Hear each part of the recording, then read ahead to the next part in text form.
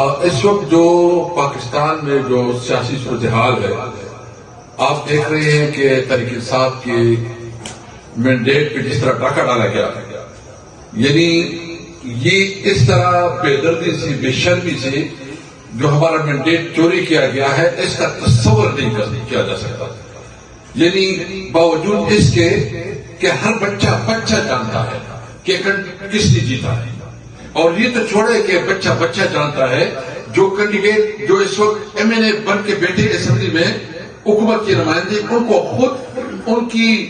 بیویوں، ان کے بچوں کو بھی پتا ہے کہ وہ نمائندہ نہیں ہے، وہ ہارا ہوا ہے، لیکن اتنی بے شرمی، بے حیائی کے ساتھ وہ اسمبلی میں بیٹھا ہے، اور اس کی بنیاد پہ یہ پرائم منسٹر بھی بنا، پنجاب کی چیف منسٹر بھی بنی، اور اس وقت پریزیڈنٹ بنا۔ یعنی جعلی چیف منسٹر،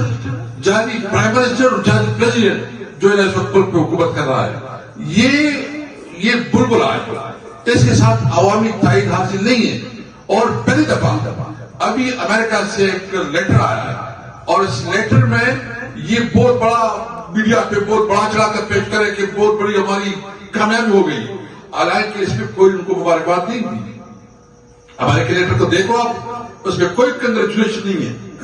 اس میں جو ہے صرف انوائرمنٹ کے حوالے سے چند باتیں کی گئی، اس کو اپنا بڑا پتہ بنا رہے ہیں۔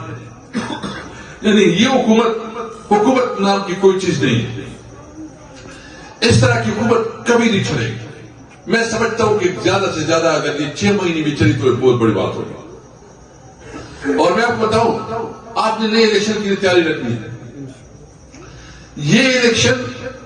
پھر وہ الیکشن ہوگا، عمران خان نے اب بھی جو الیکشن ہوا 2 میں جیتا ہے، 180 سے زیادہ سیٹیں ہم نے جیتی، اور پھر جو خواتین کی جو ہمارے ساتھ سیٹیں جو ہے ہمارے ساتھ چھینی گئی، ہمیں سے چھینی گئی، یعنی ہر وہ حربہ استعمال کیا گیا، ہر وہ طریقہ استعمال کیا گیا، ہر وہ راستہ اختیار کیا گیا کہ ہم سے جو ہے ہمارا مینڈیٹ چھینا جائے۔ میں آپ کے توسط سے کو کہنا چاہتا ہوں کہ یاد رکھیں،